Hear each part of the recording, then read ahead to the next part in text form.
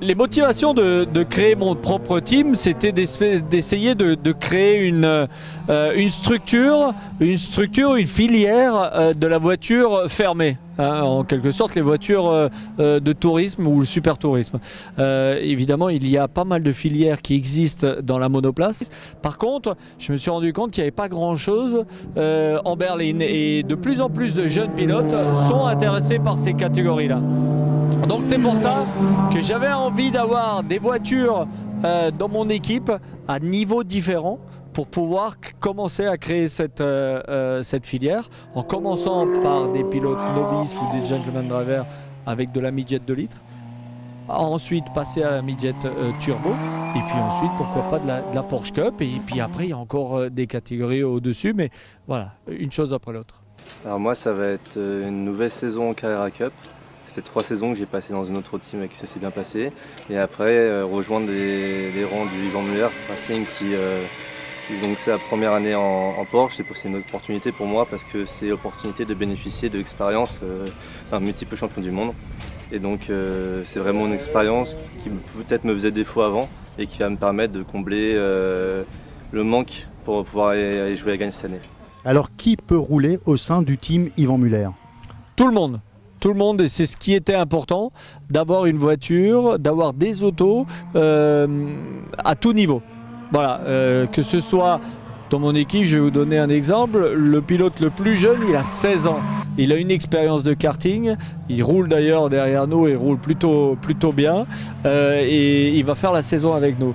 Et le plus âgé a quasiment 60 ans, et c'est un gentleman driver qui veut se faire plaisir. Ils vont rouler tous les deux dans la même catégorie, il va y avoir environ 40 voitures de tous les niveaux, il y aura de la bagarre à toutes les positions du peloton, et ça sera sympathique pour tout le monde.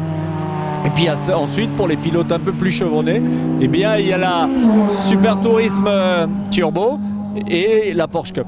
La première journée, j'ai appris à prendre la voiture, à la comprendre, à comment elle marche. J'ai appris le circuit aussi. Et donc aujourd'hui, j'étais venu pour plus peaufiner les détails, l'accélération, les freinages, les milieux du virage, la vitesse qu'il faut mettre. Cette voiture midget, c'est une voiture qui fait un bon passage entre le karting et l'auto. Car c'est une voiture légère, puissante mais pas trop, et elle n'a pas de différentiel comme un kart et l'inverse d'une voiture.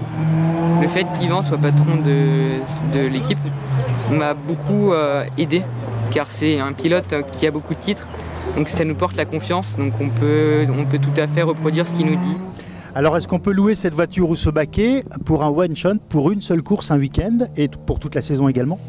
Alors il y a plusieurs versions là aussi, plusieurs options. On peut louer la voiture pour un seul week-end, ou on peut louer une voiture pour la saison complète, ou on peut aussi louer la voiture comme un de nos pilotes qui est venu aujourd'hui, juste pour faire une découverte d'une journée, en prenant 5 ou 6 séances de roulage, voilà, pour découvrir, voir ce que c'est, voir si ça lui plaît, pour aller éventuellement plus en avant dans l'avenir.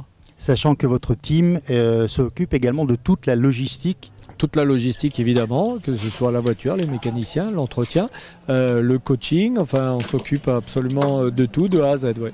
Alors c'est maintenant pour vous une nouvelle tâche également d'être patron d'écurie en plus d'être pilote officiel, c'est beaucoup non? C'est vrai que j'avais déjà ma casquette de pilote qui me prend déjà beaucoup de temps, et aujourd'hui j'ai une casquette de team manager. Vous voyez, je suis ici depuis 7 h ce matin et j'ai pas fait un tour de piste au volant, donc je suis vraiment là pour conseiller les pilotes au mieux. Rassurez-nous, ce n'est pas encore une reconversion? Non, pas encore, j'ai encore quelques beaux jours devant moi.